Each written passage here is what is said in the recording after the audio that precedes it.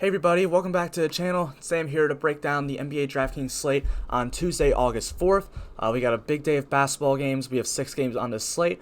They start pretty early today at 1:30. It's going to be like a long Christmas Day NBA slate, which I love playing slates like this. Fortunately, there's not a ton of injury news that's like up in the air. We pretty much know everything going in, so it shouldn't be too difficult of a day to get through. It starts off at 1:30 with quite possibly the worst NBA game of all time, which we'll get into in a minute. But before I get into all that, make sure, if you're new here, make sure to like this video, make sure to leave a comment, subscribe to the channel, turn on notification bells. All those things really help me grow. We've been having some good growth through NBA and NASCAR so far this year. If you want to get more of my content, you should subscribe to my Patreon. I have a NASCAR tier and an NBA tier as of right now, but NFL is coming soon, so it's NCAA football and NCAA basketball, which I'll be covering all of those as well on YouTube and on Patreon. On Patreon, it's only going to be $10 a month. You're going to get this entire cheat sheet spreadsheet with projections at the very end of it. You're going to get every single day. You're going to get an article. You're going to get my cash core 4. You're going to get my salary tier rankings, and the cheat sheet. You're going to get the cheat sheet and projections you get for DraftKings, FanDuel, Yahoo Daily Fantasy Sports, Super Draft, and Fantasy Draft. So if you play on pretty much any site, I got you covered. So make sure to check it out. It's really not that much money considering how many days of NBA are every single day. So make sure to go check that out. If you want to follow me on social media, my Instagram is @NateLane_, my Twitter is @DFSNateLane. I really just like talking about sports over there in general, fantasy football, fantasy sports, DFS, everything. I love talking about it. So if you want to just come talk about sports over there, come join that. You'll get to know when everything's posted as well over there as well. So yeah, come check it out. All right, let's get into the video or into the player-by-player breakdown. We're going to start out with Jaylen Brown on the Boston Celtics. Jaylen Brown's just too cheap. He's 6,800. I mean, Miami is a tough matchup. It's going to be a pace down spot for Boston, and he doesn't really have any advantages. It's just the fact that he's just way too cheap, in my opinion. He's too good of a player to be 6,800. He's been playing very well as of late. We come in and look, he does have 2 positive matchups against Miami for his winging forward positions. So I think Jaylen Brown is a very solid play at 6,800. Nothing like too special, but I don't think he's going to go too highly owned, and I think he could be someone that you could end up needing to really just like take down a tournament or something. Up next we have Jason Tatum at 8,300. Jason Tatum is just, again, still too cheap. We saw he was way too cheap against Portland the other night, which I'm still mad at myself. I could have won so much more money if I decided to play Jason Tatum. But that was a bad fade on my part. But yeah, I mean, he was just too cheap last time. He was in a very good matchup. This time the matchup is not as good. It's a lower total game. It's a slower down pace. It's not against Portland, who's bad defense. But he's just too cheap. I mean, for Jason Tatum, who has a usage rate of 28.5 to most on the team right now, he's just been the best. He's the best player on the team. He's probably a top 15 player in the NBA, and he's 8,300 on DraftKings. Like, that's just ridiculous. He's just simply too cheap. He should be a 9K player, and it's someone I want to attack. He does have a negative matchup on the forward side, but he does have a positive matchup on the wing side. So I think he does have, so it kind of evens out for the matchup as it goes. When we look at the pace, this game is going to be a slight pace down spot, but nothing too big. I mean, these are just 2 really good teams. This is going to be a great game to watch. I think this and the Portland-Houston game are just absolutely fantastic games today that I'm really excited to watch on TV. But yeah, I think Jason Tatum could be one that he could, again, go lower owned again, and he's just underpriced, and it could be a guy that really, really pays off for you.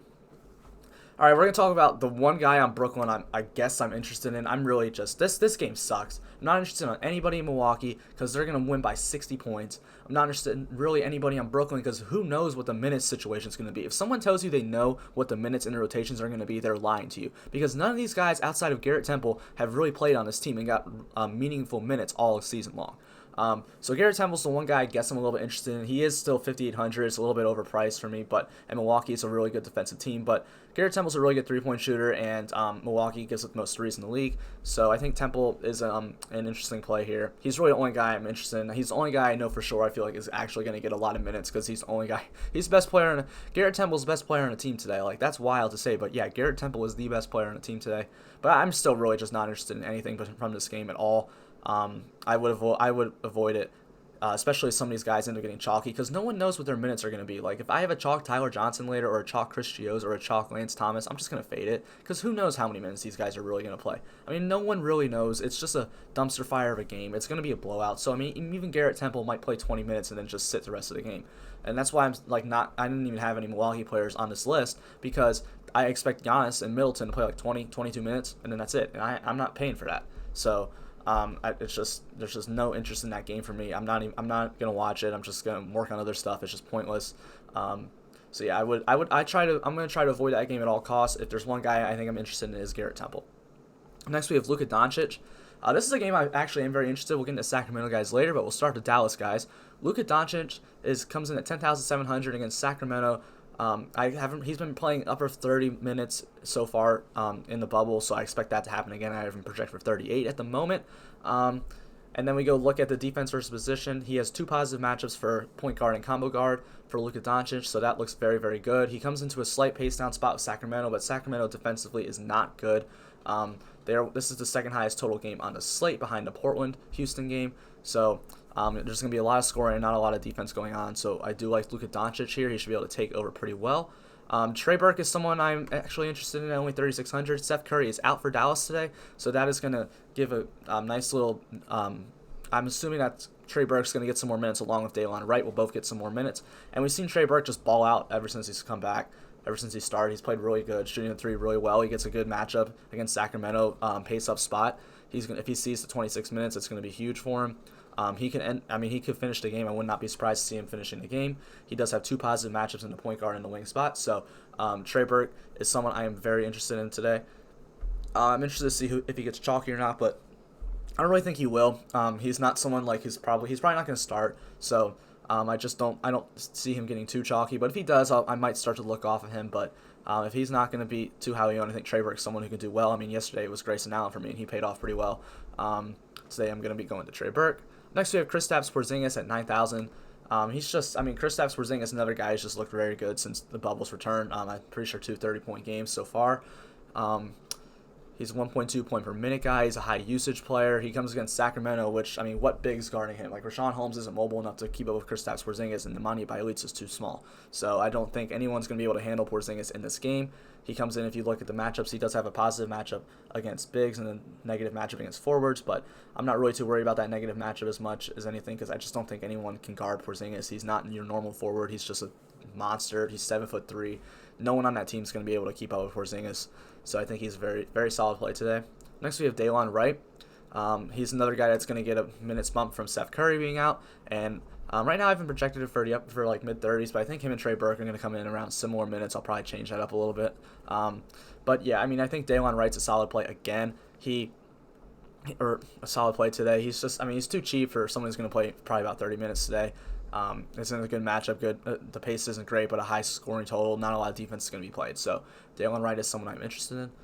Up next, I'm going to talk about James Harden and Russell Westbrook, and I absolutely love these guys today. I just love this whole game. This game, I'm so excited to watch. It's just going to be a ton of scoring, and it's some of my probably 3 of my favorite players in the NBA. Actually 4. We'll get into the other one later. Of my favorite players in the NBA playing this game, and I'm so excited to watch this game. I think it's going to be absolutely awesome. A ton of scoring.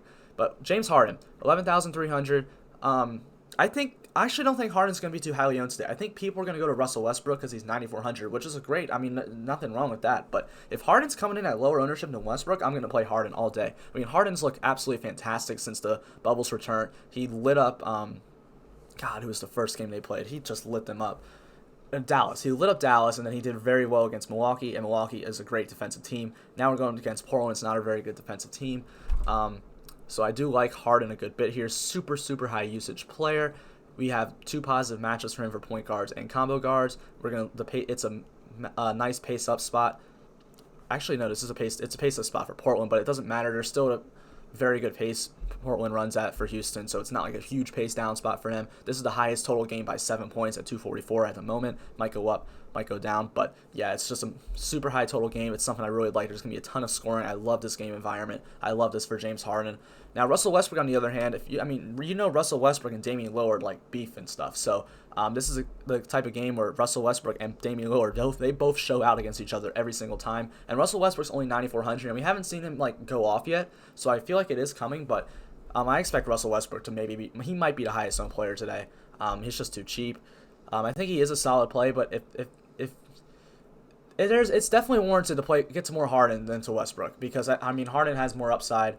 He's just been a better player so far. And everyone's playing Westbrook. Maybe just go to Harden, but I'm not saying don't in no way in no way should you avoid Russell Westbrook today. He's an absolutely great play, and I'm going to be looking to get to him as much as possible. Up next, we have Miles Turner for the Indiana Pacers and TJ Warren for the Indiana Pacers. They play Orlando Magic. This is not really a game I'm excited to play, and honestly, these are guys I might not end up getting to play. I mean, look, TJ Warren's 8,000, but the thing for TJ Warren is he's just been playing so good recently. He's had back-to-back 70 DraftKings points games. I mean, he's just been absolutely on fire. He's been taking over for that team. Oladipo does come back today, but it doesn't really matter. For Warren and Turner's usage bumps without Sabonis on the floor are pretty good. You have a nice 1% bump for TJ Warren and a 7% bump for Miles Turner. So they're getting nice usage bumps, but the problem is, I mean, Orlando plays at an absolutely crawling pace. They both have negative matchups everywhere across the board, and it's going to be the lowest total game on the slate at 223. So it's something I'm not too excited about it, but I don't think they're going to be highly owned at all. And if you're looking to get different, those are guys to go to. I think Miles Turner and TJ Warren, just because they are getting a nice usage bump. Miles Turner is still like relatively cheap because he has not played well at all. Well, I mean, he played decent against Washington yesterday. They all are also on the back end of a back-to-back. So like TJ Warren, I mean, especially all he's been doing for that team could be a little bit gassed.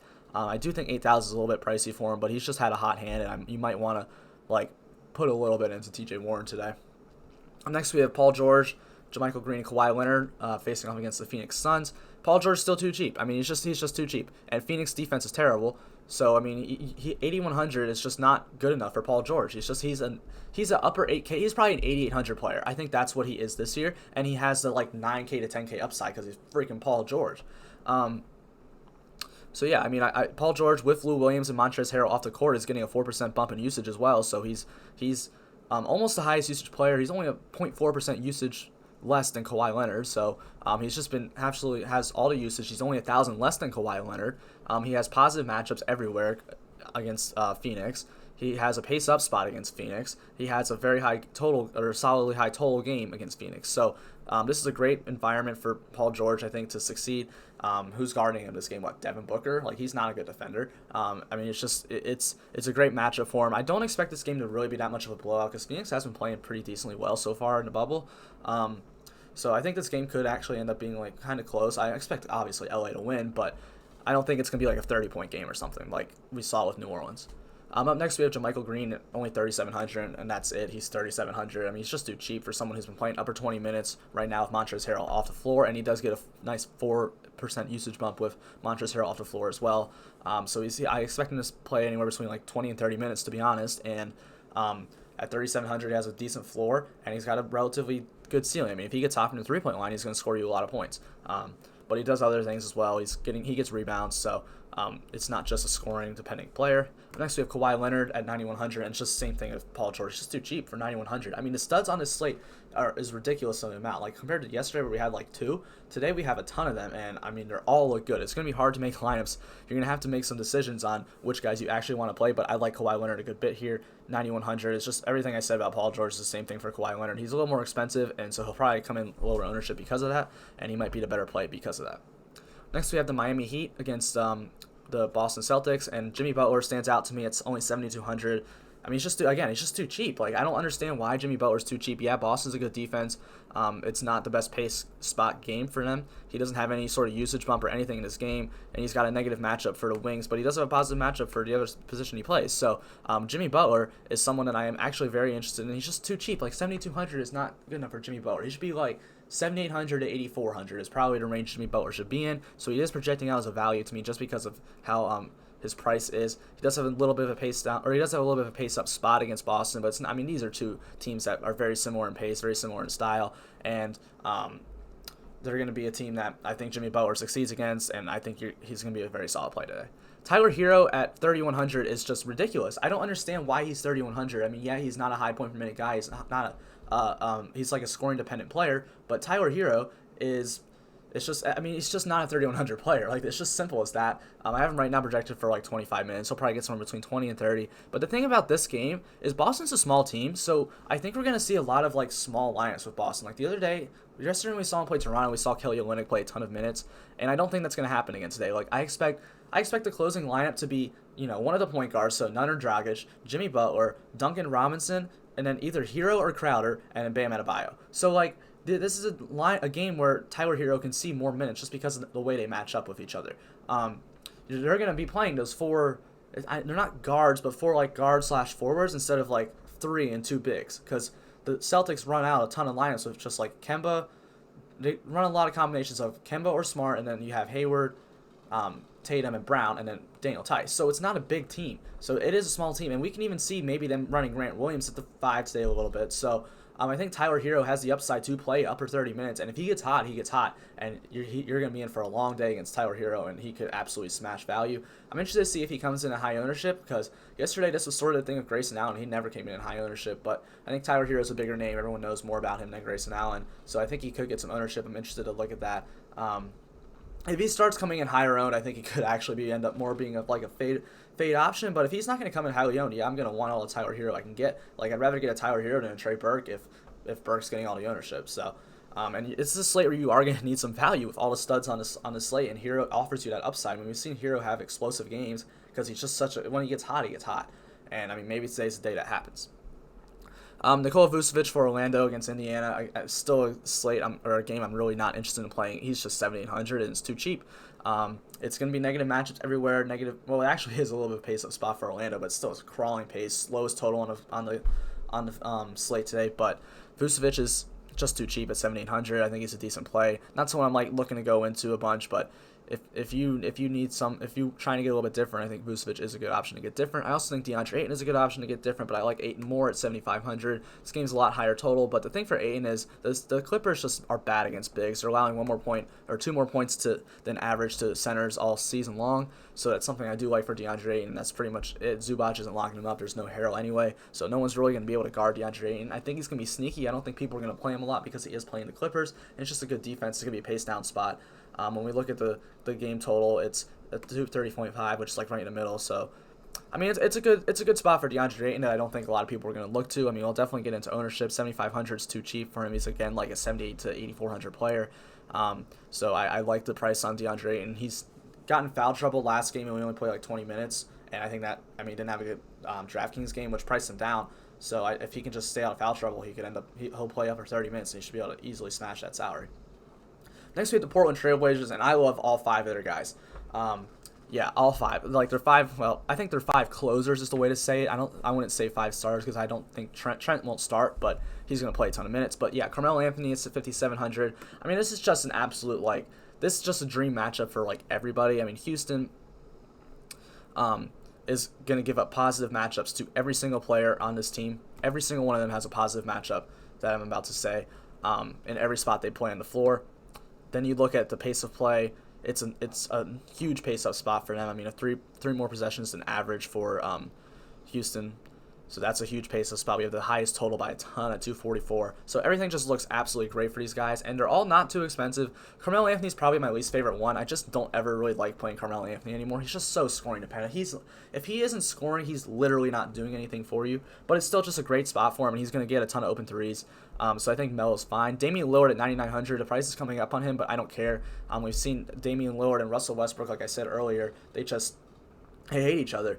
And they always show out against each other. And I mean, we've really seen Damian Lillard put up some monster games against Russell Westbrook in the past, so I expect that to maybe happen again tonight. I absolutely love Damian Lillard. CJ McCollum at 8,200. I mean, and both these guys are playing in the 40s right now. Lillard and McCollum are playing 40 minutes a game, and this is a huge game for them. They're trying to get into the playoffs. You can tell, I think they want it more than everybody else right now, and I think they realize they are the best team that could get in. So they're going to do everything they can to win this game. I would not be surprised to see them win. But yeah, McCollum and Lillard playing in the 40s right now, and 8,200 for CJ McCollum, a great shooter. This is like the kind of game flow where someone like CJ McCollum is like the perfect fit for it. Fast-paced game, a lot of three-point shooting. CJ McCollum fits it perfectly. Yusuf Nurkic at 8,500. He's been unstoppable since the return, and who's stopping him on Houston? PJ Tucker? Hell no. There's no way any of these guys are going to stop Yusuf Nurkic today. He's just been absolutely an animal. I'm not even worried about the game pace getting too much for Nurkic to have to play. I think he should be out there a ton. And 8,500, he should be able to easily dominate in the paint. And then this is the other favorite player I was talking about, Gary Trent Jr. I have absolutely loved watching this guy play. I think he's the perfect fit for Portland. I think he's going to be there for a long time. He's a perfect glue guy. And I mean, he's just been playing huge minutes. I have him projected in the 30s for minutes right now. He is a low point per minute guy, but only 4,300. He should be able to pay off that salary really well. A lot of 3-point shooting is going to happen in this game, and that's pretty much all he does. And he's been hot since they started, so I expect that to continue. We've seen Gary Trent have big games this year. We saw him had a big game the other night, and I mean he can exceed that. I mean he's just been so hot from the 3-point line since they've come back. He's everywhere on the floor. I'm expecting Gary Trent's price to just continue to rise up into the 5Ks as the bubble goes on, as the playoffs go on. But for right now, at 4,300 against Houston, I want to take advantage of that. And then finally, we're going to close it out the Sacramento Kings. The two that I like are Nemanja Bjelica. He's just too cheap at 4,500 for someone who's going to play 30 minutes against Dallas, whose defense has been horrendous. And De'Aaron Fox, I mean, I don't understand why he's 7,300. I mean, I guess I do understand why these Kings are so cheap, because they just got destroyed by Orlando the other night. But it's freaking Orlando, like a really good defense, terrible matchup for the Kings. But now you get De'Aaron Fox at only 7,300 against Dallas. It's going to be positive matchups everywhere for him. And then De'Aaron Fox, you get a high total game at 237 and a nice little pace up spot for him. Like Dallas defenses, they play fast and they don't play good defense. So yeah, De'Aaron Fox is someone I'm definitely very interested in. There's just so many guys I'm interested in today. It's going to be interesting to see where ownership comes in. And that's probably how I'm going to play out my GPPs more than anything, is based on ownership today. But yeah, I'm excited for today's slate. A lot of really good games to watch. Excited to watch Boston, Miami. Excited to watch Portland, Houston. I hope you guys enjoyed watching this video. Make sure to leave a like, subscribe, turn on the notification bell, leave a comment, subscribe to the Patreon, follow me on social media. I'll put all those links in the description in the bottom of the video. Thanks for watching. Hope you guys make some money today. Hope you guys have a good time watching basketball.